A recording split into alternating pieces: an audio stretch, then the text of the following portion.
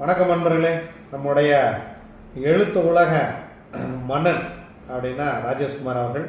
Crime நாவல்களின் தனிக்காட்டு ராஜா, தன்னிகர் இல்லாத தலைவன் அப்படின்னா திரு ராஜேஷ்குமார் அவர்கள் தான். சமீபத்தில் ஐயா அவர்கள் எழுதிய ரேகை அப்படின்னு ஒரு கதை நம்ம G5ல் வந்திருந்தது.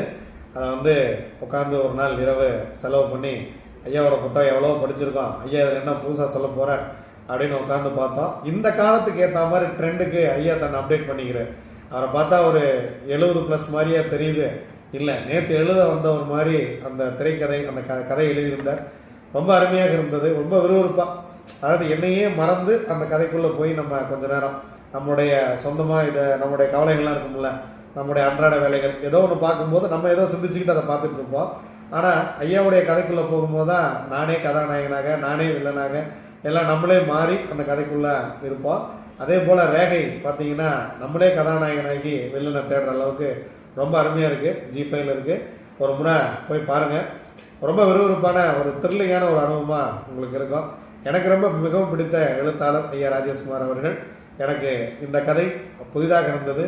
ஐயா நேற்று தான் எழுத வந்த மாதிரி மிகவும் தெளிவாக இருந்தது. ஒரு முறை போய் பாருங்கள். வணக்கம்.